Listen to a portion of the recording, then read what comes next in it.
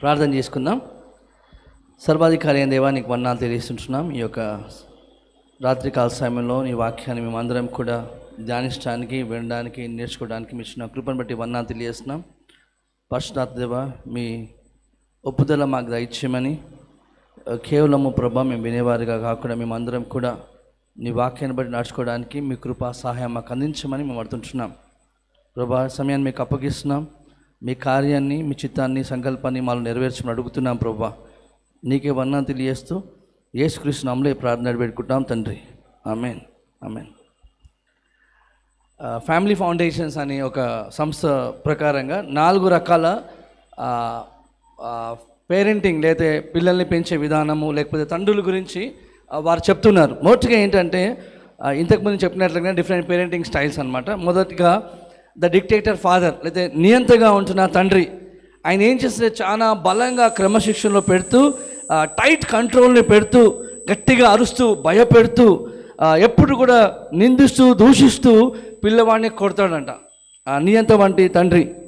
అప్పుడు ఆ పిల్లవాడు ఏ విధంగా ఎదుగుతాడు అంటే చాలా అన్యోన్య భావంతో, ఏది కూడా మొదటిగా ఇనిషియేట్ చేయకుండా పేరెంట్స్ని, తల్లిదండ్రుల్ని విలువ ఇవ్వని వాడిగా ఉంటాడని ఫౌండేషన్స్లో సర్వే చెప్తుంది. ఇంకొక రకమైన తండ్రి ఏంటంటే ద పప్పెట్ ఫాదర్, అంటే తోలు బొమ్మగా, కీలు బొమ్మగా ఉంటాడు. అంటే పిల్లాడు ఎలాగ ఆడిస్తే అలాగ నాన్న ఆడుతాడంట. అంటే ఎవరు కంట్రోల్లో ఉంటారంటే పిల్లోడు కంట్రోల్లో ఉంటాడు. వాడికి రూల్స్ అంటూ ఉండవు. తండ్రి వాడి యొక్క బిహేవియర్ని పట్టించుకోడు. అది ఏం చేస్తే కానీ పట్టించుకోడు అనమాట. తర్వాత ఆ తండ్రి ఏంటంటే ఇక అరే నా వల్ల కాదరా బాబు అనేసి పిల్లోడికి కంట్రోల్ ఇచ్చేస్తాడు. అప్పుడు పిల్లోడు ఏ విధంగా అవుతాడంటే చాలా మొండిగా, కన్ఫ్యూజ్డ్గా, తర్వాత వాడి గురించి వాడు ఎవరో వాడికే తెలియకుండా పెరుగుతాడని ఆ ఒక సర్వే చెప్తుంది. మూడవదిగా ప్రీ ఆక్యుపైడ్ ఫాదర్, అంటే పరధ్యాసలో ఉంటూ పట్టించుకోకుండా ఉన్న తండ్రి. ఈ తండ్రి డబ్బులు ఇస్తాడు కానీ ఈ తండ్రికి సమయం ఉండదు. చాలాసార్లు మాట నిలబెట్టుకోలేని స్థితిలో ఉండి అలసిపోతాడు. ఇంకా అరే నా వల్ల కాదరా బాబు, నీ మాట నిలబెట్టుకోలేకపోతున్నాను అని వాళ్ళ కొడుకు ఇచ్చిన మాట నిలబెట్టుకోలేని స్థితిలో ఉంటాడు. అప్పుడు ఆ పిల్లవాడు ఏ విధంగా ఉంటాడంటే అరే నీ ఎవరికి అవసరం లేదు, మా నాన్నని ప్రేమించట్లేదని ప్రేమ వేరే దగ్గర వెతికేవాడిగా ఉంటాడని వారు చెప్తున్నారు. 4వదిగా ద ట్రైనర్ ఫాదర్, శిక్షకుడు.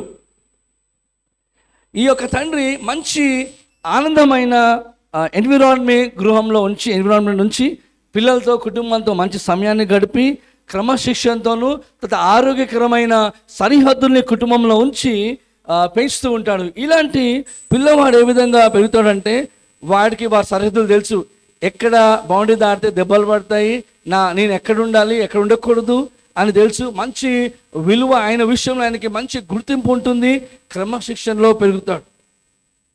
అయితే ఈరోజు నేను చెప్పవలసిన వాక్యము హెబ్రీ రాసిన పత్రికల నుండి 12వ అధ్యాయం 5 నుండి 13 వచనాల్లో చూస్తుంటే ప్రాముఖ్యంగా తండ్రిన దేవుడు ద ట్రైనింగ్ ఫాదర్ అనే అంశం మీద నేను పంచుకోవడానికి ఇష్టపడుతున్నాను. అందరికీ కూడా శ్రమలు వస్తూ ఉంటాయి. ఇది మన జీవితంలో భాగమై ఉంటుంది. శ్రమలు సహించడం అనేది చాలా తేలికైంది కాదు. కానీ ఎప్పుడైతే మనకు వచ్చే శ్రమలు ఒక ఉద్దేశం ఉంది, అర్థవంతంగా ఉంటుందని మనం గ్రహిస్తామో ఆ శ్రమలు సహించడము కొంచెము మనకు సులువుగా ఉంటుంది. అందుకని హెబ్రీ రాసిన పత్రిక 12వ అధ్యాయం 2వ వచనంలో హెబ్రీకర్త ఈ విధంగా అంటాడు, ఆయన తన ఎదుట ఉంచబడిన ఆనందము కొరకై అవమానమును నిర్లక్ష్యపెట్టి సిలువను సహించి దేవుని సింహాసనం యొక్క కుడి పార్శ్వమున ఆసుడై ఉన్నాడు అని ఇక్కడ చూసాం. అంటే యేసు ప్రభుకి ఆయన శ్రమ విషయంలో ఒక ఉద్దేశము, ఒక గురి, ఒక లక్ష్యం ఉంది. కాబట్టి ఆయన శ్రమ పడే విషయంలో ఆనందంగా ఎంచుకున్నట్లుగా, అవమానంగా ఎంచుకోకుండా ఆనందం కొరకై శ్రమ పడ్డట్లుగా యేసు ప్రభు గురించి హెబ్రీకర్త రాస్తున్నాడు. కాబట్టి క్రైస్తవులందరికీ కూడా మనం గమనించాలంటే మన శ్రమలు, మనం పడుతున్న శ్రమలు అన్నీ కూడా మనల్ని మార్చడానికే. ఎందుకు అంటే సిలువను బట్టి, because of the cross we all are suffering because to transform. మార్చబడ్డానికి సిలువను బట్టి మనం శ్రమ పడుతున్నాం. మనం ఒక శ్రమ పడిన రక్షకుడిని సేవిస్తున్నాం.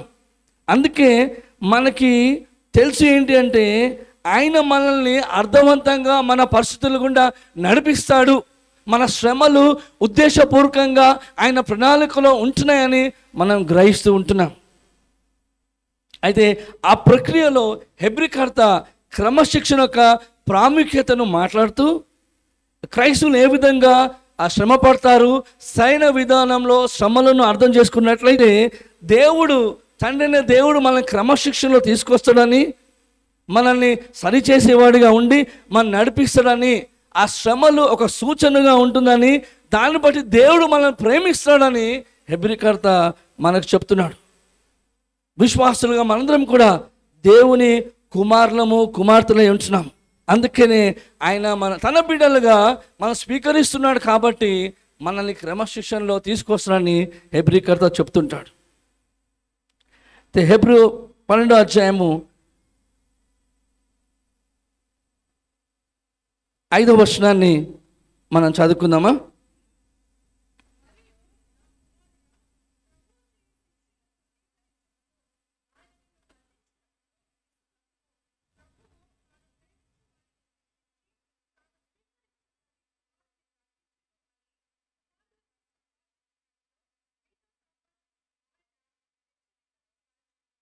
ఇక్కడ చూస్తే 3 విషయాలు దేవుని గురించి మనం చూస్తున్నాం. మొదటిగా మనము ఆయన పిల్లలమై ఉంటున్నాము, దేవుడు మన తండ్రి అయి ఉంటున్నాడు అనేది మనం 5వ వచనంలో మనం చూస్తున్నాం. ఏ విధంగా మనము ఆయన పిల్లలు అవుతున్నాము అంటే యోహాను సువార్తలో మనం చూస్తున్నాం. మొదటి అధ్యాయం 12వ వచనంలో తన్ను ఎందరు అంగీకరించారో వారందరికీ అనగా తన నామమునందు విశ్వాసం ఉంచిన వారికి దేవుని పిల్లలగుటకు ఆయన అధికారము అనుగ్రహించనని యోహాను చెప్తున్నాడు. గలతీ రాసిన పత్రిక 3వ అధ్యాయం 26లో యేసుక్రీస్తు మీరందరూ విశ్వాసం వలన దేవుని కుమారులై ఉన్నారు అని గలతీలో ఈ రోజు విన్నట్లుగానే అపోస్తలుడైన పౌలు చెప్తున్నాడు. అంటే మన రిలేషన్షిప్ సంబంధము దేవునితో ఒక తండ్రి కుమార్ సంబంధము. ఎందుకు అంటే యేసుక్రీస్తుని బట్టి అలాంటి సంబంధాన్ని మనం కలిగి ఉంటున్నాం. మన సంబంధం దేవునితో ఒక యజమానుడు బానిసగా కాదు, లేదా ఇచ్చిపుచ్చుకునే సంబంధం దేవుడు మనతో కలిగి ఉండలేదు. కానీ మనకు దేవునితో ఎందుకు సంబంధం ఉంది అంటే ఆయన ఒక కుమారుడు, మనం కుమారుడము, ఆయన తండ్రి కుమారుల సంబంధాన్ని యేసుక్రీస్తు ద్వారా దేవుడు మనకు కలిగి ఉంటుంది. సో మొదటగా మనం దేవుని పిల్లలేమంటున్నాం, ఆయన మన తండ్రి అంటున్నాడు. రెండోదిగా దేవుడు ప్రేమించే దేవుడు. God is a loving father. God is not only our father but a loving father. మన తండ్రి మాత్రమే కాదు కానీ ప్రేమించే తండ్రి అంటున్నాడు. మనము తప్పిపోయిన కుమారుడు యొక్క ఉపమానంలో చూసినట్లయితే యేసు ప్రభు తప్పిపోయిన కుమారుడు గురించి మాట్లాడుతున్నప్పుడు తండ్రి యొక్క దేవుని యొక్క ప్రేమను అద్భుతంగా మనం చూస్తుంటాం. ఆ చిన్న కుమారుడు తండ్రికి తిరుగుబాటు చేసినప్పటికి కూడా, తప్పులు చేసినప్పుడు కూడా తండ్రి సంతోషంగా 2 చేతులు చాపి ఆయన స్వీకరించినట్లుగా మనం చూస్తున్నాం. అది దేవుని ప్రేమ గురించి మాట్లాడుతుంది.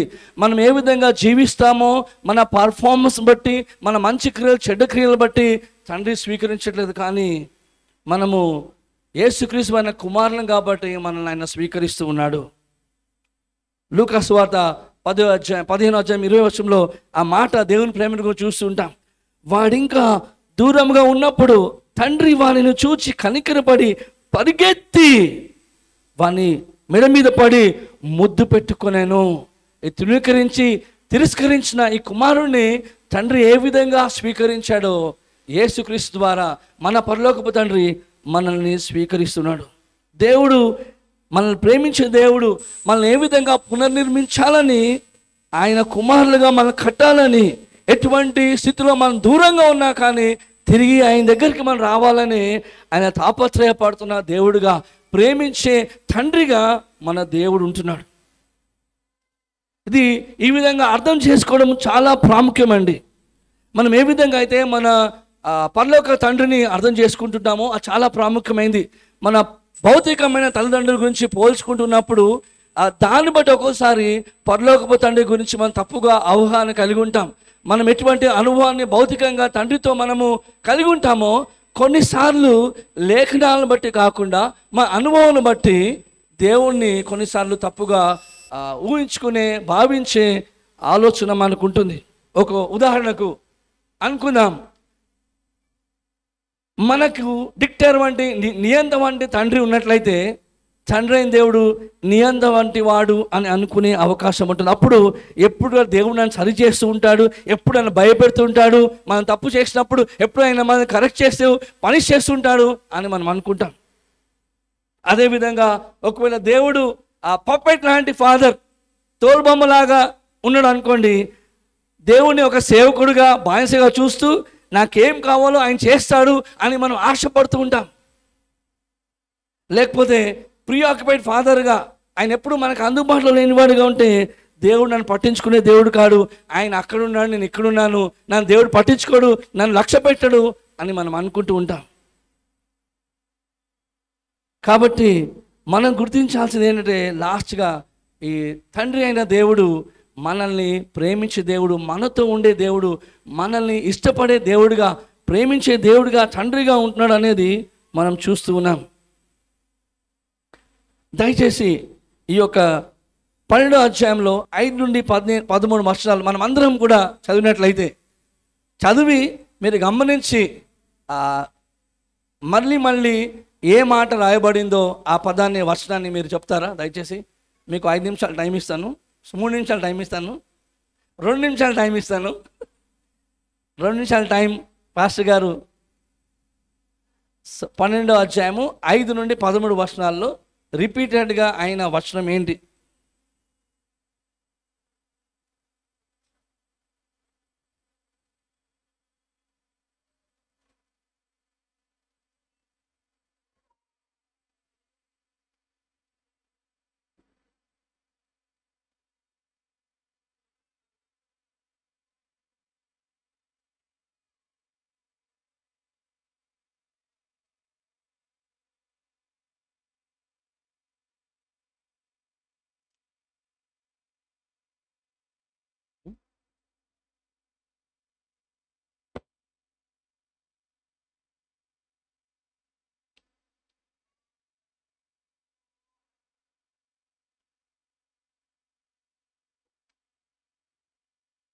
చెప్తారండి? శిక్ష. సో ఇంగ్లీష్లో శిక్ష ఉంది, కానీ అసలు ట్రాన్స్లేషన్ చూస్తే క్రమశిక్షణ. శిక్ష అంటే punishment, but is not punishment, it's discipline. అయితే శిక్ష అనే పదము ఉపయోగించబడాలి. సార్ ఈ యొక్క ప్యాసేజ్లో, ఈ పాఠభాగ్యంలో క్రమశిక్షణ అనేది ప్రాముఖ్యమైన పదంగా మనం చూస్తున్నాం. అయితే మనం చూస్తున్నాం, మొదటిగా మనం దేవుని పిల్లలము, ఆయన మనకు తండ్రిగా ఉంటున్నాడు. రెండవదిగా దేవుడు మనకు తండ్రి మాత్రమే కాదు కానీ ప్రేమించే తండ్రిగా ఉంటున్నాడు. మూడవదిగా మనం చూస్తాం ఏంటంటే దేవుడు తన పిల్లలను క్రమశిక్షణలో తీసుకొస్తాడు. గాడ్ డిసిప్లిన్స్ హిస్ చిల్డ్రన్ అనే మాట చూస్తున్నాం. మనం చాలాసార్లు ప్రేమ అనగానే ఇవ్వడము, పట్టించుకోవడము, క్షమించడము, మర్చిపోవడము అని, అవన్నీ మంచి ఫీలింగ్సే ప్రేమ అని అనుకుంటాం. ఈ యొక్క తప్పుడు ఆలోచన మనకుంటుంది. ఎందుకంటే దేవుడు మనల్ని ప్రేమిస్తాడు కాబట్టి మనకి ఏమి కావాలో అవన్నీ ఆయన ఇవ్వాలి, లేకపోతే దేవుడు నన్ను ప్రేమించట్లేదు అనే పాలిటీ థింకింగ్, తప్పుడు ఆలోచన మనకుంటుంది. మనం అనుకుంటాము కరెక్షన్ చేయడము, క్రమశిక్షణ నడిపించడం అనేది ప్రేమ కాదు అని అనుకుంటాం. అయితే క్రమశిక్షణ అంటే ఏమిటి? What is discipline? ఈ యొక్క ప్రజలను రూల్స్లో విధేయత చూపించడానికి, ఒప్పుకోవడానికి, రూల్స్ని పాటించడానికి, సరి అయిన క్యారెక్టర్ని, బిహేవియర్ని నేర్పించే ప్రక్రియలో డిసిప్లిన్ చేయడమే క్రమశిక్షణ ఉంటున్నది. To correct disobedience we use punishment, and that is what is called discipline.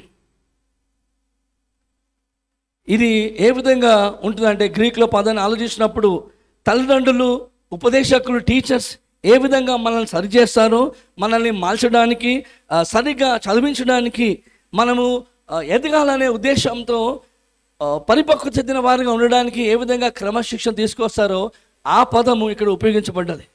దేవుడు ఎందుకు మనల్ని క్రమశిక్షణలోకి తీసుకొస్తాడు అని ఆలోచించినప్పుడు 6వ వచనం మనం చదివినట్లయితే, ప్రభువు తాను ప్రేమించు వానిని శిక్షించి తాను స్వీకరించు ప్రతి కుమారుణ్ణి దండించును అని కుమార్తో సంభాషించినట్లు మీతో సంభాషించు ఆయన హెచ్చరికను మరిచితిరి. ఇక్కడ చూసినట్లయితే ఆయన ప్రేమించు వానిని శిక్షించును అని ఇక్కడ చూస్తున్నాం. ప్రకటన 3:19 నేను ప్రేమించు వారిని అందరినీ గద్దించి శిక్షించుచున్నాను గనుక నీవు ఆసక్తి కలిగి మారు మనసు పొందుము. నీతి కొరకు ఆయన వల్లే మారడానికి ఇక్కడ దేవుడు చూసినట్లయితే లేఖనాలు చెప్తున్నాయి, ఆయన ప్రేమించు వారిని శిక్షించి సరిచేయనని మనం చూస్తున్నాం. ఎందుకంటే దేవుడు మనల్ని ప్రేమిస్తాడు కాబట్టి, దేవుడు తన పిల్లలుగా మనం స్వీకరిస్తున్నాడు కాబట్టి, దేవుడు మనల్ని క్రమశిక్షణలోకి తీసుకొస్తున్నాడు. మన శ్రమలు పడుతున్నప్పుడు దేవుడు మనం ద్వేషిస్తున్నాడని కాదు. చాలాసార్లు మనం శ్రమకుండా వెళ్తున్నప్పుడు అయ్యో నన్ను దేవుడు ప్రేమించట్లేదు, నన్ను ఎందుకు దేవుడు ఇంతగా ద్వేషిస్తున్నాడు, నేనేం పాపం చేస్తాను, ఈ విధంగా నాకే అవుతుంది అని అనుకుంటాం. కానీ మనం శ్రమకుండా వెళ్ళినప్పుడు, క్రమశిక్షకుండా వెళ్ళినప్పుడు మనం తెలుసుకోవాలి ఏంటంటే దేవుడు మనల్ని ప్రేమిస్తున్నాడు అనేది మనం గుర్తు చేసుకోవాలి. ఆ విషయాన్ని హెబ్రీలు మర్చిపోయినట్లుగా హెబ్రీకర్త వారికి గుర్తు చేస్తున్నాడు. మీరు నమ్ముతున్నారండి ఈ ప్రశ్న? నిజంగా దేవుడు శ్రమల్లో ప్రేమిస్తాడని మనం నమ్ముతున్నామా? తాను స్వీకరించే ప్రతి కుమారుని దండించును అని కుమార్తో సంభాషించినట్లు మీతో సంభాషించు ఆయన హెచ్చరికను మర్చితారని చెప్తాను. ఇక ప్రశ్న ఏంటంటే, మీరు దేవుని వాక్యమందు నమ్మకం ఉంచుతారా? శ్రమలు మీకు కలుగుతున్నప్పుడు మీరు విశ్వాసంలో దేవుని నిందించకుండా కొనసాగుతారా? లేకపోతే ప్రభా నాకు జవాబు కావాలి, ఎందుకు ఈ స్థితి గుండా వెళ్తున్నాను అని దేవుని ప్రశ్నించే వారుగా మీరు ఉంటారా? బహుశా కొన్నిసార్లు దేవుడు మనకి అర్థం కాకపోవచ్చు. ఆ పరిస్థితులు గుండా వెళ్తున్నప్పుడు మీ యొక్క శ్రమల్లో ఇప్పుడు ఎందుకు అవుతుంది, ఎందుకు ఇది అవుతుంది, ఇంక ఎంతకాలం అవుతుంది అనే ప్రశ్న మనలో ఉన్నప్పుడు మనం తెలుసుకోవాల్సింది ఏంటంటే, దేవుడు మన శ్రమ అర్థం లేని విధంగా మనం శ్రమ పడలేదు, కానీ అర్థవంతంగా దేవుడు మనల్ని శ్రమలోకి తీసుకొస్తాడు. ఎందుకంటే ఆయన ప్రేమించి సర్వజ్ఞాని అయిన తండ్రి తన కుమారుడిని మలుస్తున్నట్లుగా మనల్ని మలిచేవాడిగా దేవుడు శ్రమలని వాడుకుంటున్నట్లుగా చూస్తున్నాం. అలాంటి స్థితుల్లో నువ్వు దేవుని పై ఆధారపడుతూ నమ్ముతావా?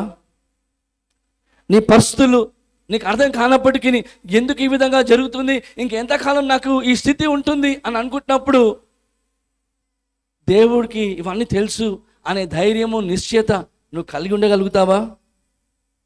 ఒకసారి ఒక ప్రేమించే తల్లి తన బిడ్డను షాప్కి తీసుకెళ్ళిందంట. ఒక మంచి బొమ్మని ఇప్పించాలని ఆమె అనుకుందంట, ఒక ప్రత్యేకమైన బొమ్మని ఇప్పించాలని. అది చూస్తుంది కూడా మంచి, అరే ఈ బొమ్మను ఆమెకి ఇప్పించాలనేసి. ఆ బిడ్డ ఏమో అది ఆలోచించుకోకుండా వేరే బొమ్మ కావాలని ఏడుస్తుంది. అయితే ఏడుస్తున్నా కానీ ఆమె ఏడ్చిలే కానీ నాకు తెలుసు నేను ఏమి ఇవ్వాలో, మంచిది ఇవ్వాలని చెప్పేసి ఆ పాప అడిగింది కాకుండా వేరే మంచి బొమ్మను ఇచ్చినప్పుడు ఆ సమయంలో ఆ పాప ఏడ్చినా కానీ వాళ్ళ అమ్మ ఏదైతే ఆలోచించిందో ఆ బొమ్మ తీసుకొని చూసినప్పుడు చాలా ఆనందించింది. అరే మమ్మీ నాకు నేను అనుకున్న దానికంటే కూడా మంచిది ఇచ్చిందే అని ఆమె ఎంతో సంతోషించింది. అదేవిధంగా మన జీవితాల్లో కూడా కొన్నిసార్లు శ్రమ గుండా వెళ్తున్నప్పుడు ఆ ఆనందం మనకు తెలియదు, కానీ దాని ఉద్దేశాన్ని మనం గ్రహించినప్పుడు తెలుసుకున్నప్పుడు మనము నిజంగా దేవుడు ఆ స్థితిని తీసుకొచ్చినందుకు మనం దేవుని స్తుతిస్తాం. ప్రభువా నీకు వందనాలు, ఈ స్థితి గుండా నన్ను తీసుకెళ్ళినందుకు నీకు వందనాలు ప్రభువా మనం చెప్పగలిగేటట్లుగా ఉంటాం. ఎప్పుడు అంటే ఆ శ్రమ ఒక ఉద్దేశం అని తెలుసుకున్నప్పుడు, ఆయన ప్రేమించే దేవుడు అని మనం గ్రహించినప్పుడు, క్రమశిక్షణ ప్రేమించడం ద్వారా మనకు వస్తుందని తెలుసుకున్నప్పుడు మనము ధైర్యంగా నిశ్చింతగా ఉంటాం. అయితే ఏ విధంగా మనము స్పందించాలి? క్రమశిక్షణలో మన దేవుడు తీసుకొచ్చినప్పుడు ఏ విధంగా మనం స్పందించాలి అంటే 7వ వచనంలో చూస్తున్నాము, శిక్షాఫలం పొందుటకై మీరు సహించుచున్నారు, దేవుడు కుమారులుగా మిమ్మల్ని చూచున్నాడు, తండ్రి శిక్షంపని కుమారుడెవడు. అంటే మొదటిగా మనం చూస్తే శ్రమల్లో మనం ఏం చేయాలంట, మనం సహించే వారిగా ఉండాలి అని అక్కడ లేఖనాల్లో చూస్తున్నాం. We need to endure hardship, that is what scripture says.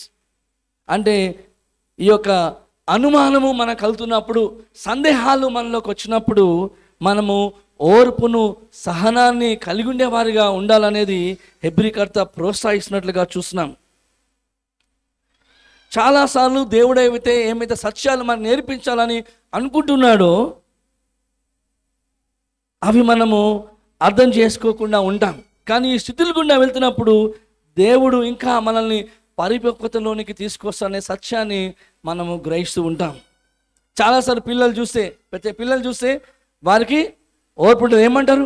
Daddy నాకు ఇప్పుడే కావాలి, డాడీ ఇప్పుడే కావాలి, ఇప్పుడే కావాలని చిన్నపిల్లలు అంటూ ఉంటారు.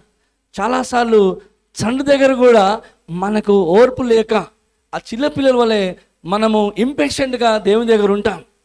కానీ ఇక్కడ హెబ్రీకర్త చెప్తున్నాడంటే మనం సహించేవారుగా, ఓర్పును శ్రమలో కలిగి ఉండేవారుగా ఉండాలని, ఓర్పును దేవుడు పెంపొందిస్తున్నట్లుగా కూడా మనం చూస్తున్నాం.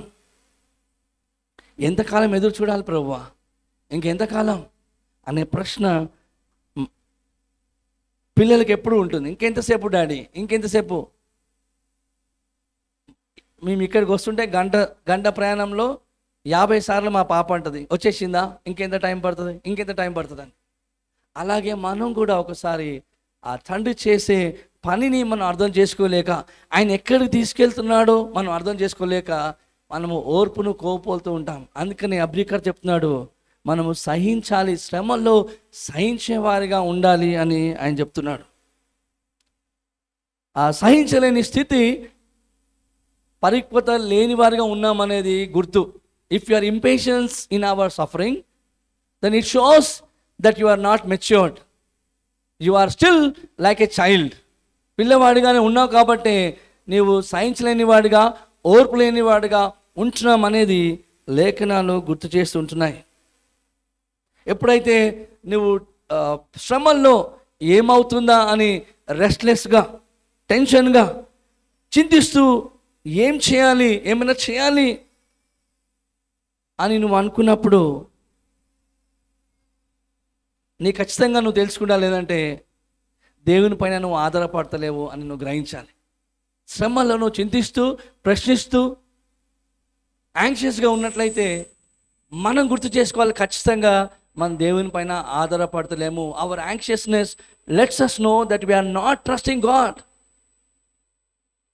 కానీ సహించడం ద్వారా, దేవుని యొక్క క్రమశిక్షణలో ఆయన బలిష్టమైన చేతుల కింద ఉండడం ద్వారా దేవుడు మనల్ని మార్చడానికి మనం ఆయనకు అప్పగిస్తూ ఉంటున్నాం. ఆయన కుమారుడు వల్లే మనం మార్చడానికి ఆ శ్రమలను దేవుడు వాడుకుంటుండగా మనము దేవునికి మనల్ని మనం ఆయన స్వాధీనంలోకి ఇస్తూ ఉంటున్నాం.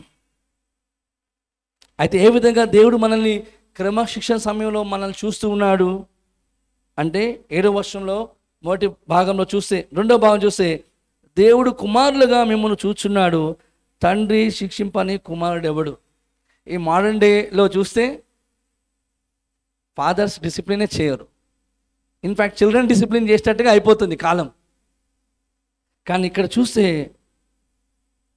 నీ యొక్క బాధలో నువ్వు ఒక దాసుడుగా, దేవునికి శత్రువుగా దేవుడిని చూడట్లేదు, కానీ ప్రేమించే తండ్రిగా తన కుమారుని ఏ విధంగా తండ్రి ప్రేమిస్తాడో ఆ విధంగా నిన్ను ప్రేమిస్తున్నాడు, ఆయన కుమారుడుగా నిన్ను స్వీకరిస్తున్నాడు అని మనము లేఖనాల ద్వారా చూస్తున్నాం. మనము ఆదరించబడాలి, ధైర్యంగా ఉండాలి. ఎందుకంటే మన శ్రమలు శత్రువు ద్వారా రావట్లేదు, కానీ మనల్ని ప్రేమించే మన తండ్రి ద్వారా వస్తున్నాయి. ఎటువంటి కష్టాలు మనం ఎదుర్కొన్నప్పటికీ కూడా, చిన్నదైనా పెద్దదైనా, మనం గ్రహించడం ఏంటంటే నన్ను ప్రేమించే నా పరలోకపు తండ్రి స్వాధీనంలో నేనున్నాను. ఆయన అనుమతి లేకుండా జీవితంలో ఏది జరగదు. ఆయనకే తెలుసు ఎందుకు చేస్తున్నాడో, కానీ నేను నిశ్చితంగా ఉంటాను, ఎందుకంటే ఆయన నన్ను ప్రేమించే తండ్రి అనే ధైర్యాన్ని మనం కలిగి ఉండాలి. ఎందుకంటే దేవుడు మనల్ని నాశనం చేయడానికి తీసుకొని రాలేదు, కానీ యేసుక్రీస్తు స్వరూపంలో మనం మలచడానికి, మనల్ని పరిపక్వతను తీసుకురావడానికి ఆయన చేస్తున్నాడు.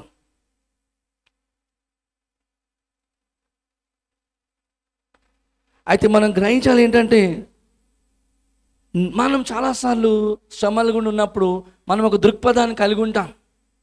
మన సొంత దృక్పథాన్ని కలిగి ఉండి మనము ఎందుకు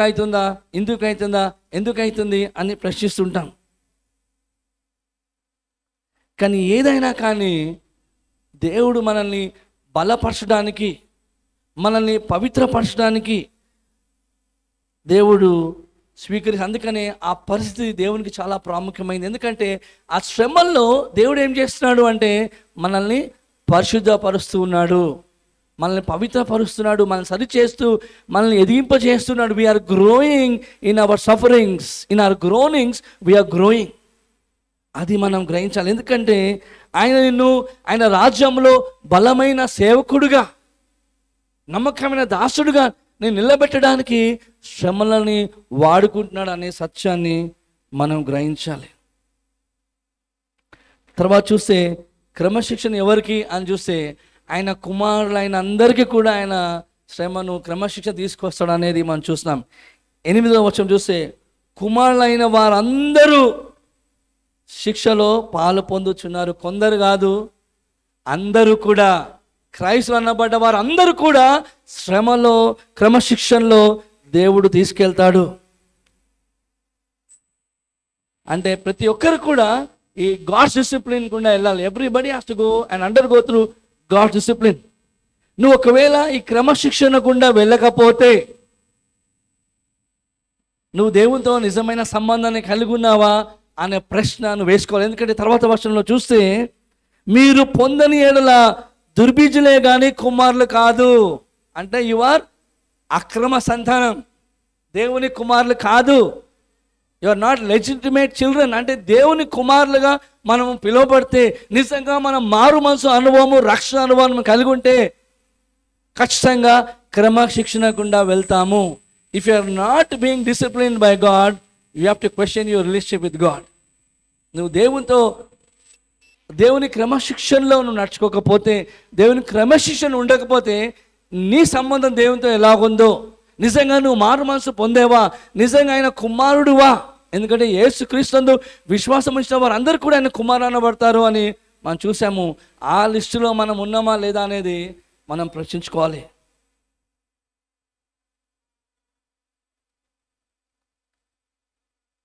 అక్కడ ఇంకో మాటను చూస్తున్నాము. మొదటిగా మనం సహించాలని చూస్తాం. రెండోదిగా అక్కడ చూస్తే లోబడాలి అనే మాటను కూడా చూస్తాం. లోబడి బ్రతకవాలని 9వ వచనంలో చూస్తాం. మరియు శరీర సంబంధులైన తండ్రులు మనకు శిక్షకులై ఉండరి, వారి యందు భయభక్తులు కలిగి ఉంటిమి. అట్లయితే ఆత్మలకు తండ్రి అయిన వానికి మరి ఎక్కువగా లోబడి బ్రతకవలను కదా. ఇంపర్ఫెక్ట్ ఎర్త్లీ పీపుల్కే మనం సబ్మిట్ అవుతాం. ఈ లోకంలో మనల్ని ప్రేమించే అసంపూర్ణులైన మన తల్లిదండ్రుల్ని మనము గౌరవిస్తాం, వారి క్రమశిక్షణ తీసుకొస్తాం, నచ్చినా నచ్చకపోయినా దాన్ని స్వీకరిస్తాం. ఎందుకంటే అది మన మేలుకను గ్రహిస్తాం కాబట్టి.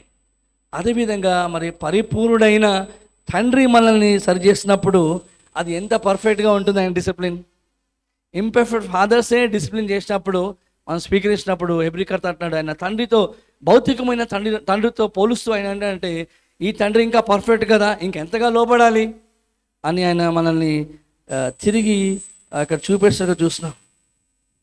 ఈ యొక్క లోకంలో ఉంటే తల్లిదండ్రులు వారి బెస్ట్ ఇవ్వడానికి ప్రయత్నం చేస్తుంటారు. వారు ఇంపర్ఫెక్ట్ అయినా, వారు విఫలమైనా కానీ బెస్ట్ ఇవ్వడానికి ప్రయత్నం చేస్తారు. కానీ దాన్ని పోలుస్తూ పరలోకమందున మన తండ్రి గురించి మాట్లాడుతూ ఆయన ఎప్పుడు పరిపూర్ణమైన ప్రేమతో మన మంచి కావాలని he seeks our highest good. మన భౌతికమైన తల్లిదండ్రులు భావోద్రేకాలతో వారి కోపాన్ని, వారి బహిర్తను మన పైన వేయొచ్చు, కానీ పరలోకమందు తండ్రి ఇమోషనల్గా ఇది అయిపోయి మనకి క్రమశిక్షణ తీసుకొచ్చే దేవుడు కాదు అని కంపేర్ చేసినట్టుగా చూస్తున్నాం. ఆయన ఒక దేవుడు, స్థిరమైన దేవుడు. ఆయన చిరాకు పడి అస్థిరంగా ఉండి భావోద్వేగాలకు లోనయ్యి మనల్ని క్రమశిక్షణ తీసుకొచ్చే దేవుడు కాదు అని ఇక్కడ హెబ్రీకర్త గుర్తు చేస్తున్నాడు. ఆయన అన్యాయస్తుడు కాదు. మనము ఏ స్థితి గుండా వెళ్తున్నామో ఆ స్థితిలో మనం గుర్తించుకోవాలంటే ప్రతి స్థితిలో కూడా దేవుడు అన్యాయస్తుడు కాదు. ఆయన మన పక్షంగా ఉన్నాడు, కానీ he's in our team, he's not against us అనేది మనం గ్రహించాలి. కాబట్టి అందుకనే మనము దేవునికి మనల్ని మనం అప్పగించుకోవాలి. We should submit ourselves to God. తర్వాత చూస్తే 10వ వచనం చూస్తున్నాం. ఎందుకు దేవుడు మనల్ని క్రమశిక్షణకు తీసుకొస్తాడు అని మాట్లాడుతూ 10వ వచనం చూస్తున్నాము. ఆయన తన పరిశుద్ధతను పంచుకోవడానికి చేసినట్లుగా 10వ వచనం చూస్తున్నాం. వారు కొన్ని దినముల మట్టుకు తమకిష్టం వచ్చినట్లు మనల్ని శిక్షించరు, కానీ మనము తన పరిశుద్ధతలో పాలు పొందవలనని మన మేలు కొరకే ఆయన శిక్షించుచున్నాడు. ఆ కారణం ఎందుకొరకు ఆయన శిక్షిస్తున్నాడు అంటే లేఖనాలు చెప్తున్నాయి, ఆయన పరిశుద్ధతలో పాలు పొందవలని మన మేలు కొరకే. ప్రతి శ్రమ, ప్రతి స్థితి మనం ఏదైతే వెళ్తున్నామో అది మన మేలుకే. తన పరిశుద్ధతలో పంచుకోవడానికే దేవుడు మనల్ని క్రమశిక్షణలో తీసుకొస్తున్నాడని లేఖనాలు చెప్తున్నాయి. ఈ భౌతికమైన తల్లిదండ్రులు బహుశా నిత్యత్వం చూడరు కదా, they only see this much. ఇంతే చూసి వారు కరెక్ట్ చేస్తారు. ఒక్కోసారి సరైన నిర్ణయం నేను చెప్పాను తండ్రి, కానీ ఎన్నోసార్లు మా పిల్లలు సారీ చెప్పాను. కొన్నిసార్లు మనం క్రమశిక్షణ వాడిన విధానము తప్పుగా ఉండి మనం గిల్ట్ ఫీల్ అవుతాం. But God is not like that. Is a perfect father. ఆయన పరిపూర్ణుడు. ఆయన ఎప్పుడు కూడా మన మేలు కొరకే చేసే దేవుడుగా ఉంటున్నాడు. ఈ యొక్క భూలోకమైన తల్లిదండ్రులు వారికి ఏమైతే కనిపిస్తుందో దాన్ని బట్టి వారు క్రమశిక్షణ తీసుకొస్తారు, కానీ పరలోకమైన తండ్రి అలా కాదండి. ఆయన సరైన సమయంలో, సరైన డిగ్రీలో, అంటే నీకు ఏ డిగ్రీలో పనిష్ చేయాలి, క్రమశిక్షణ తీసుకొని రావాలి, ఎంతవరకు నిన్ను ఆ శ్రమ గుండా తీసుకెళ్ళాలి, he knows it very perfectly. మనం అనుకుంటాం, నేను ఒకసారి ప్లాన్ చేసా, ప్రభువా ఇది చాలా కష్టమవుతుంది, తొందరగా లెసన్ నేర్పించేసి నెక్స్ట్ లెసన్లోకి తీసుకెళ్ళి ప్రభువా అని. తర్వాత నన్ను గుర్తు చేసుకుంటా, బాబు నువ్వు ఇంకా సెట్ కాలేదనే కదా ఇంకా ఈ రోడ్లో వెళ్తున్నావు, సెట్ అయితే దేవుడు వేరే లెసన్ తీసుకెళ్తాడు. సో కొన్నిసార్లు మన పరిస్థితి కూడా వెళ్ళడానికి కారణం ఏంటంటే because you are not growing and God wants you to grow. దేవుడు నువ్వు ఎదగాలని ఆయన ఇష్టపడుతున్నాడు. God's discipline is always right and good. దేవుని యొక్క క్రమశిక్షణ ఎప్పుడు కూడా సరి అయింది, తర్వాత అది మంచిది. ఆయన ప్రేమకు హద్దులు లేవండి, పరిమితి లేని ప్రేమ. ఆయన జ్ఞానం ఎప్పుడు కూడా ఫెయిల్ అయ్యేది కాదు. మన విజ్డమ్ ఫెయిల్ అవుతుంది, మన ఆలోచనలు మన పిల్లల పట్ల ఫెయిల్ అయితే, కానీ ఆయన ఆలోచనలు ఆయన పిల్లల పట్ల ఎప్పుడు ఫెయిల్ అవ్వదు. Is a perfect father who is always వైస్. ఏదో ఆకస్మికంగా ఆయన మన క్షేమాన్ని కోసం చేసే దేవుడు కాదు, కానీ మనల్ని ఆయన పరిస్థితిలో మనం ఎదగాలని, యేసుక్రీస్తు వల్ల ఇంకా ఎక్కువగా మనం మారాలని దేవుడు క్రమశిక్షణలోకి మనం తీసుకెళ్తుంటాడు. ఆయన క్రమశిక్షణ ద్వారా ఆయన కృపను నేర్చుకుంటాం, విశ్వాసంలో ఇంకా బలంగా మనం ఎదుగుతాం, ఆయనలో నడవడానికి ఇంకా మనం బలంగా ఎదిగేవారిగా మనం ఉంటాం.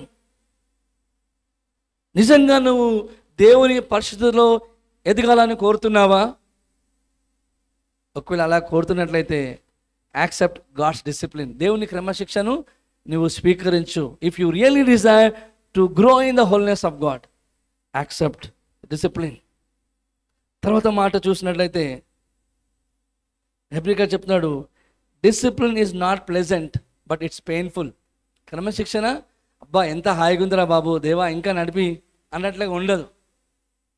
మన ఇంట్లో మనం పిల్లల్ని కొడుతున్నప్పుడు ఏమంటారు, డాడీ ఇంకొద్దు డాడీ, ప్లీజ్ స్టాప్ డాడీ, చాలు డాడీ, మారిపోతాడా అంటాం. ఎందుకు? ఆ డిసిప్లిన్ పెయిన్ఫుల్గా లేకపోతే అది ప్లేఫుల్ అయిపోతుంది మీ పిల్లలతో. క్రమశిక్షణ అనేది పెయిన్ఫుల్గానే ఉంటుంది. అందుకనే 11వ వచనం చూస్తున్నాము, మరియు ప్రస్తుతమందు సమస్త శిక్షయు దుఃఖకరముగా కనబడినే కానీ సంతోషకరముగా కనబడదు.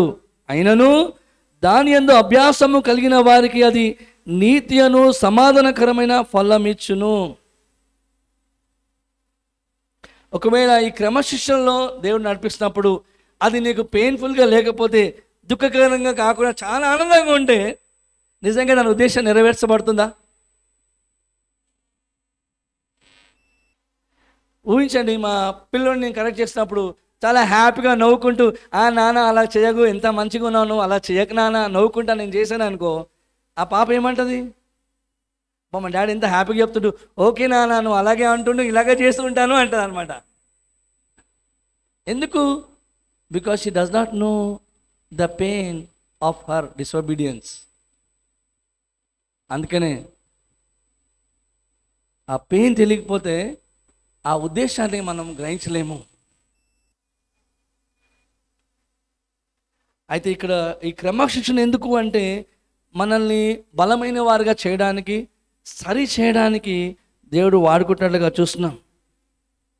అది మనకి అసౌకర్యంగా ఉండకపోతే, బాధాకరంగా ఉండకపోతే నిజంగా మన జీవితాల్లో ప్రభావితం చేయదు. అందుకని హెబ్రీకర్ చెప్తున్నాడు, అది దుఃఖకరంగానే కనపడుతుంది. ఒక మెటల్ని చూసుకున్నట్లయితే, మెటల్ మొదటిగా ఒక మెటల్ ఏమంటాం మనం, ఇనుము, ఓకే గోల్డ్ని అనుకుందాం. గోల్డ్ చూస్తే అది రిఫైన్ చేయాలంటే ఏం చేయాలి, దాన్ని చాలా మంటలో మనం వేస్తుండాలి. అలా కొన్ని మెటల్స్ చూస్తే అవి బయటకి మంచిగా కనపడతాయి, కానీ ఎప్పుడైతే దాన్ని బాగా పుట్టమి వేసి వేడి చేసి దాన్ని కాలుస్తుంటామో దాంట్లో ఉన్న ఇంప్యూరిటీస్ అన్నీ బయటకు వచ్చిన తర్వాత రియల్ రిఫైన్డ్ మెటల్ మనకు కనబడుతుంది. దాంట్లో ఉన్న ఆ లోపాలన్నీ కూడా ఆ మంటలో వేసినప్పుడు బయటకు వస్తూ ఉంటాయి. అలాగే క్రమశిక్షణ గుండా వెళ్తున్నప్పుడు our impurities are removed and God refines us to become more like Jesus. అయితే ఈ మంట మాత్రమే సరిపోదు ప్యూరిఫై అవ్వడానికి. We also need the skilful man who purifies it. ఆ శ్రమ ఉంటే సరిపోదు, కానీ వెనకాల తండ్రి దేవుడు స్కిల్ఫుల్గా మనతో ఉండకపోతే it doesn't real not serve a purpose of the discipline. ఆ ఉద్దేశాలు నెరవేర్చబడవు. అందుకని చాలాసార్లు మనం ఏమనుకుంటామంటే ఈ కష్టమైన సమయంలో మనకేమనిపిస్తుంది, తిరుగుబాటు చేయాలని మనము చిరాకు చెందుతాం. అరే ఎందుకు ఈ స్థితి వెళ్తుంది అని అనుకుంటాం, కానీ మనం ఎదగాలి అనే ఆలోచన మనకి రాదు. కానీ ఇది ఒక దేవుని పని అయి పరిశుద్ధాత్మ దేవుని సహాయం ద్వారానే మన బలహీనతలు తీసివేయబడతాయి. మనల్ని ఇంకా పరిశుద్ధుడిగా, ఆ స్కిల్ఫుల్ క్రాఫ్ట్స్మన్ ఏ విధంగా మెటల్ని ప్యూరిఫై చేసి అగ్నిలో వేస్తూ ఏ విధంగా తిప్పుతూ ఉంటాడో అలాగా దేవుడు మనల్ని మలుస్తూ ఉన్నప్పుడే మనలో ఉన్న మురికి అంతా బయటకు వస్తుంది. చాలాసార్లు సామాన్యంగా మనము శ్రమను అడ్డుకుంటాం, దేవుని క్రమశిక్షణ మనం ఇష్టపడం. ఎప్పుడైతే శ్రమలు మనం వెళ్తూ ఉంటామో చాలా కష్టంగా అనిపిస్తుంది. నిజంగా దేవుడు నన్ను ప్రేమిస్తున్నాడా, దేవుని పైన ఆధారపడడం మనకు చాలా కష్టంగా అనిపిస్తుంది. కానీ నిజమైన కృపను మనం పొందుకొని మనల్ని మనము దేవునికి సమర్పించుకున్నప్పుడు ఈ కష్టాల్లో దేవుడు నన్ను నాశనం చేయట్లేదు కానీ నన్ను కడుతూ ఉన్నాడని ఎప్పుడైతే మనం గ్రహిస్తామో అప్పుడు దేవుని పైన ఆధారపడతాం. క్యాంపల్ మార్గన్ గారు ఈ విధంగా అంటున్నారు, we cry too often to be delivered from the punishment. మనం చాలాసార్లు ఈ శిక్ష క్రమశిక్షణ మనము విడిపించబడాలని ఏడుస్తూ ఉంటాం. Instead of the sin that lies behind it, మనల్ని పాపం నుండి విడిపించబడాలి అనే కంటే కూడా ఈ శిక్ష నుండి మనం విడిపించబడాలి అని మనము కోరుకుంటామని క్యాంపల్ మార్గన్ గారు చెప్తారు. We're anxious to escape from the things that cause us pain rather than from the things that cause God pain. మనం పడుతున్న ఆ బాధ నుండి బయటికి పడాలనుకుంటాం, కానీ దేవుడు నన్ను బట్టి బాధపడుతున్నాడు, దాని నుండి బయటికి రావాలి, దేవుడిని బాధపడకుండా చేయాలి అని మనం అనుకోము అని క్యాంపల్ మార్గన్ గారు చెప్తున్నారు. పరిశుద్ధత అనేది దేవుని యొక్క గుణ లక్షణం. ఎప్పుడైతే ఆయన ద్వారా మనం ట్రైన్ అవుతామో, ఆయన ద్వారా శిష్యుల్లోకి నడిపించబడతామో, మనం ఆయన వలె ఆయన గుణాన్ని కలిగి ఉంచిన వారిగా ఉంటున్నాం. Remember the goal of the Christian life is to become like Jesus Christ. మన ఒక రక్షణ ఒక గురి ఏంటంటే క్రీస్తు వలె మార్చబడము. Somebody said, God promises a safe landing, not smooth sailing. అంటే మనం ల్యాండ్ సేఫ్గా అవుతాం కానీ స్మూత్గా వెళ్తామని దేవుడు ప్రామిస్ చేయట్లేదు. అయితే ఆ స్థితిలో మనం ఏం చేయాలి అంటే 12-13 వచనాలు మనం చూస్తున్నాము. You need to deal with yourself and encourage others along the way. నిన్ను నువ్వు ప్రోత్సహించుకుంటూ, నిన్ను నువ్వు సరి చేసుకుంటూ ఇతరులను ప్రోత్సహించే విధంగా శ్రమలో ఉండాలని హెబ్రీకర్త మనకు చెప్తున్నాడు. 12-13 వచనాలు చూస్తే, కాబట్టి వడలిన చేతులను సడలిన మోకాలను బలపరచుడి, మరియు కుంటికాలు వెనుకక బాగుపడు నిమిత్తము మీ పాదములకు మార్గలను సరళం చేసుకొనుడి. ఈ యొక్క మాట మనం ప్రోత్సహిస్తుంది ఏంటంటే, మొదటిగా నీ యొక్క కష్టాలని నువ్వు డీల్ చేయి. ఇతరులను సహాయం చేసే ముందు, సహాయం చేసే ముందు నీ యొక్క విశ్వాసాన్ని పెంపొందించుకో, నిన్ను సరి చేసుకో, నీవు పడుతున్న శ్రమలను నువ్వు డీల్ చేయు. ఎటు? దేవుని యొక్క కృపాసనం వైపు మనం తిరిగి, ఆయన కృప నాకు ఈ కష్ట సమయంలో చాలు అని గుర్తెరిగి ఆయన వైపే, హెబ్రీలో అంటే fix your eyes upon Jesus, ఆ విధంగా మన కనుదృష్టి యేసుక్రీస్తు వైపే ఉంచి, ఎప్పుడైతే ఆయన మనల్ని నడిపిస్తాడు, ఆయనలో మనం బలపరచబడతామన్న విశ్వాసాన్ని ఎప్పుడైతే కలిగి ఉండి ఆయన వైపే మనం చూస్తామో, మన దృక్పథం ఎప్పుడైతే యేసుక్రీస్తు వైపు ఉంటుందో, అప్పుడు మన పరిస్థితుల్లో మనం హ్యాండిల్ చేసుకోగలుగుతాం. Because of Christ, because our focus is Jesus, because we want to become more like Jesus. అదేవిధంగా ఈ యొక్క వచనాన్ని చూస్తే సమాజంగా మనం ఏ విధంగా ఒకరినొకరు ప్రోత్సహించుకుంటూ సరి చేసుకోవాలో అనే మాటను కూడా మనం చూస్తున్నాం. ఒకరినొకరు విశ్వాసంలో ఎదగడానికి ఒకరిని ప్రోత్సహించుకోవాలి, మన అనుభవాలను వారితో పంచుకోవాలి, ఒకరితో ఒకరు ప్రార్థన చేయాలి. బహుశా వారితో కేవలం we just have to be present with them in the struggles. అప్పుడు మనకు బలం వస్తుంది, ఇతరులను హీల్ అయ్యే అవకాశాన్ని దేవుడు మన ద్వారా కల్పిస్తాడు. అపోస్తలుడైన పౌలు అంటాడు కదా, we went through suffering so that we were comforted by God so that we could be comforting others. మేము శ్రమ గుండా వెళ్ళి దేవుని ఆదరణ పొందుకున్నాం కాబట్టి ఇతరులకు మేము ఆదరించగలుగుతామని దేవుడు ఇటువంటి స్థితి గుండా వెళ్ళాడు అని అపోస్తలుడైన పౌలు చెప్పే రీతిగా మనం కూడా ఉండాలి. ముగింపులో మనం తెలుసుకోవాలంటే, మన శ్రమల్లో మనం చేయవలసింది ఏంటంటే, we should trust God that he's a loving father. మన శ్రమల్లో మనం గ్రహించాలి ఏంటంటే, దేవునిపై నమ్మకం ఉంచి. ఎందుకంటే ఆయన మన శత్రువు కాదు, ఆయన మనకు వ్యతిరేకంగా పనిచేసేవాగాడు. మనతో పాటు మన కొరకు ఆయన పనిచేసే దేవుడుగా, యేసుక్రీస్తు వలె మారడానికి మనలో పనిచేసే దేవుడుగా ఉంటున్నాడు. Suffering is an undeniable reality. ప్రతి స్థితిలో ప్రతి ఒక్కరు కూడా ఏదో శ్రమ గుండా మనం వెళ్తాం, అది సత్యం. కానీ ఎప్పుడైతే దేవుడు మనల్ని రిఫైన్ చేస్తున్నాడో, మనల్ని బలపరుస్తున్నాడో, ఆయన ద్వారా ఆయనకు దగ్గరికి వెళ్తామో, అప్పుడు మనము అర్థం చేసుకుంటాం ఎందుకు మనము శ్రమ పడుతున్నామని. మన విశ్వాసము దేవుని సర్వమ అధికారం పైన ఆనుకొని ఉండాలి, ఆధారపడి ఉండాలి. ఆయన శాశ్వతమైన ఏ హేతువు లేని ప్రేమ పైన ఆధారపడి ఉన్నప్పుడే మనం ఆ ధైర్యాన్ని పొందుకోగలుగుతాం. ఈ యొక్క హొరాటియో స్పాఫోర్డ్ అనే వ్యక్తి ఉంటున్నాడు. It is well with my soul అనే పాట రాసిన వ్యక్తి. మీకు తెలుసు లేదా పాట గురించి? ఇంగ్లీష్లో పాట ఉందాం, it is well with my soul అని. ఆయన 19వ సంవత్సరంలో మంచి క్రైస్తవుడు, తర్వాత సక్సెస్ఫుల్ లాయర్. ఆయనకు చాలా డబ్బు ఉంది, చాలా ఇన్ఫ్లుయెన్స్ ఉంది, ఆయన మంచి కుటుంబం, ప్రేమించే కుటుంబం ఉండేది. అయితే ఒకసారి ఏమైందంటే 4 సంవత్సరాల వయసు గల కుమారుడు చనిపోయాడు. ఆయన చనిపోయినప్పుడు చాలా ఆర్థికంగా కూడా ఇబ్బంది పడ్డాడు. ఆర్థికంగా ఇబ్బంది పడుతున్నప్పుడు కానీ ఆ చుట్టుపక్కల ఉన్న వారు కూడా సహాయం చేసినట్లుగా అక్కడ చూస్తూ ఉన్నాం. అయితే ఇవన్నిట్లో కూడా ఒక బ్రేక్ తీసుకోవాలి, రిఫ్రెష్ అవ్వాలని చెప్పేసి ఆయన ఇంగ్లాండ్కి వెళ్ళడానికి ప్రయాణం చేస్తుంటున్నాడు. కుటుంబంగా ప్రయాణం చేయాలనుకుంటున్నప్పుడు ఏమైందంటే, ఆయనకు అర్జెంట్గా ఏదో పని వస్తే వాళ్ళ పిల్లల్ని పంపించాడు. నలుగురు కూతుర్లు వాళ్ళ భార్య కలిసి వెళ్ళారు. అయితే ఈయన తర్వాత వద్దామని వీళ్ళు పంపించిన తర్వాత, ఈయన పంపిస్తున్నప్పుడు ఏమైందంటే, ఈ పిల్లలు వాళ్ళ కూతుర్లు ఇంకా భార్య ఈ యొక్క ఒక మెటల్ ఓడ వస్తున్నప్పుడు ఆ ఓడని షిప్ను గుద్దుకొని వాళ్ళ పిల్లలు 9 చనిపోయారంటండి. వాళ్ళ వైఫ్ ఇంగ్లాండ్ చేరుకున్నాక సేవ్డ్ అలోన్ అనే టెలిగ్రామ్ పంపించింది. వెంటనే ఆయన పనిలో బయలుదేరుతున్నాడంట.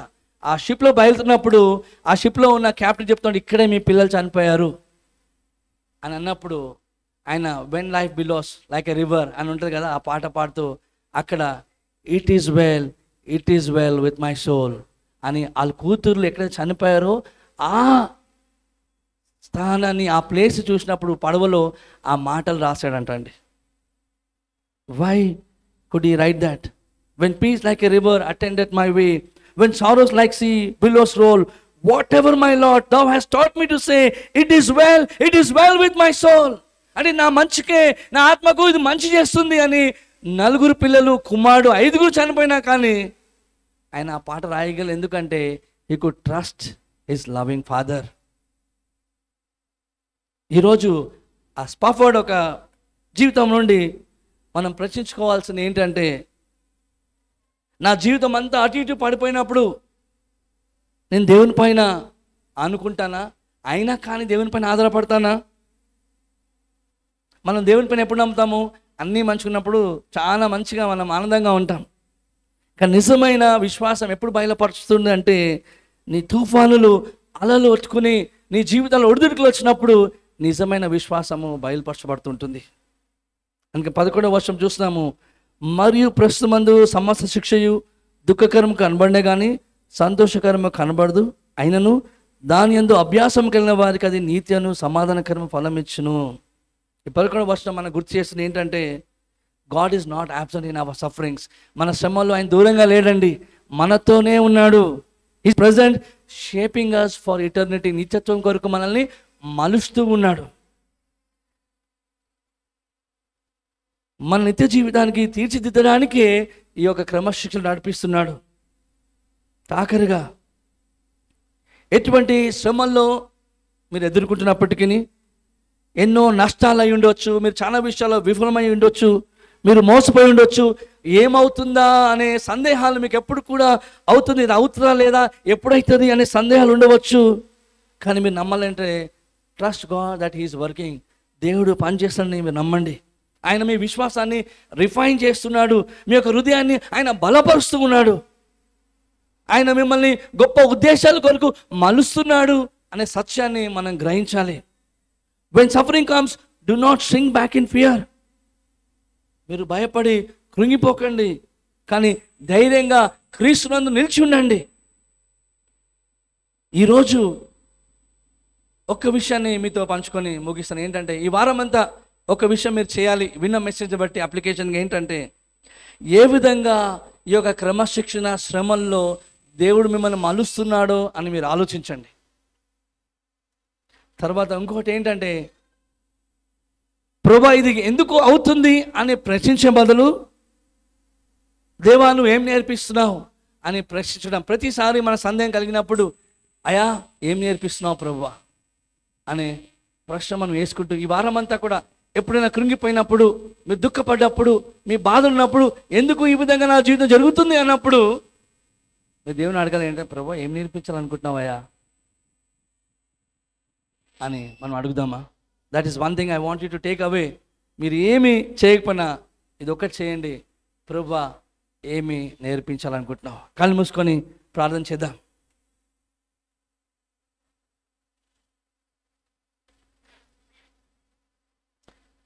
యేసయ్యా నీకు వందనాలు తెలియజేస్తుంటున్నాం.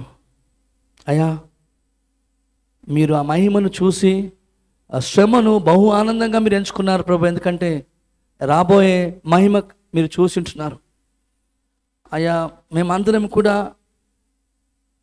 అనేక స్థితుల్లో, అనేక రీతిగా, వేరే వేరే స్థాయిల్లో, వేరే వేరే కాలాల్లో, కొంతమంది ఎక్కువ కాలంగా శ్రమ పడుతున్నారు, కొంతమంది కొద్ది సమయంలో శ్రమ పడుతున్నారు. ఏదైనా కానీ ప్రభువా మీరు సర్వజ్ఞాని అయిన దేవుడు అని మేము గుర్తెరుగుతున్నాం. మీరు మమ్మల్ని ప్రేమించే తండ్రి అని మేము గుర్తెరుగుతున్నాం ప్రభువా. అయ్యా మమ్మల్ని యేసుక్రీస్తు వలె మార్చడానికి, అయా పరిస్థితుల్లో నీతో పంచుకోవడానికే అయా ప్రతి స్థితిని కూడా నువ్వు వాడుకుంటామని మేము నిశ్చిత కలిగి ఉంటున్నాం. అయ్యా యేసయ్యను మేము చూస్తూ ఏ విధంగా యేసయ్య అయా ఆ శ్రమను ఆనందంగా ఎంచుకున్నాడో, మేము కూడా ప్రభువా మమ్మల్ని బలపరచడానికి, మమ్మల్ని పవిత్రపరచడానికి, మాలో ఉన్న మలినమైన వాటిని తీసివేయడానికి ఈ స్థితి గుండా వెళ్తున్నామని మేము గుర్తెరిగి, అయా ఇదిగో నీకు అప్పగించుకుంటున్నాను. ఈ లోకానుసారమైన తల్లిదండ్రులకే మేము అయా అప్పగించుకుంటున్నాం. అయా వారికంటే, వారితో పోల్చలేని సర్వజ్ఞాని, సర్వశక్తిమంతుడు, పరిశుద్ధుడైన దేవుడు మీరు ఎప్పుడు కూడా తప్పు చేయరు ప్రభువా. అయా ప్రతి స్థితిలో కూడా మీరు మాకు వ్యతిరేకంగా పనిచేసేవారు కాదు, కానీ మీరు మాతో ఉండి మా మేలు కరికే ప్రతి స్థితిని కూడా మీరు జరిగించే దేవుడిగా ఉంటారని నమ్మడానికి మీరు సహాయం చేయమని అడుగుతున్నాం. అయ్యా ప్రతి స్థితిలో కూడా అయ్యా మీరు మాకేమి నేర్పించాలనుకుంటున్నారు అని మీ పైన ఆధారపడుతూ మమ్మల్ని మేము పరిశీలించుకోవడానికి సహాయం చేయమని అడుగుతూ, మీరు మాకు తండ్రిగా, యేసుక్రీస్తు ద్వారా మీ పిల్లలుగా మమ్మల్ని చేసినందుకు మీకు వందనాలు తెలియజేస్తున్నాం. మాకు తండ్రిగా ఉండడం మాత్రమే కాదు, కానీ మీరు ప్రేమించే తండ్రిగా ఉన్నారు కాబట్టి అయ్యా చాలా సంతోషిస్తున్నాం. ఎందుకంటే మీరు మమ్మల్ని పిల్లలుగా స్వీకరించారు కాబట్టి ఈ స్థితి గుండా వెళ్తున్నాం. లేకపోతే ఎంత దౌర్భాగ్యమైన స్థితి మాకుండేదయ్యా. ఏసానికి వందనాలు తెలియజేస్తున్నాం. మీ కృప మాకు అనుగ్రహించండి. ప్రతి స్థితిలో కూడా పరసంబంధమైన దృక్పథంతో మేము జీవించడానికి మమ్మల్ని మలచండి అయ్యా, రిఫైన్ చేయండి, మోల్డ్ చేయండి ప్రభువా. నీ రాజ్యంలో ప్రయోజకుడిగా ఉండడానికి మా జీవితాల్లో మీరు ఏం చేయాలని కోరుతున్నారో ప్రభువా అది చేయండి తండ్రి. మీ చిత్తానికి, మీ క్రమశిక్షణకి మేము లోబడేవారిగా మీ కృప అనుగ్రహించండి. ఎందుకంటే లోబడంలోనే అయ్యా మేము ఎదుగుతాం. ఆ క్రమశిక్షణలో మీ ఏ పాట నేర్పించని కోరుతున్నారో అది నేర్చుకోవడానికి సహాయం చేయండి ప్రభువా. దేవా నీకే వందనాలు తెలియజేస్తూ యేసుక్రీస్తు వైపే మా దృష్టి ఉంచడానికి సహాయం చేయమని అడుగుతూ యేసుక్రీస్తు నామములో ఈ ప్రార్థన పెట్టుకుంటున్నాం తండ్రి. ఆమేన్.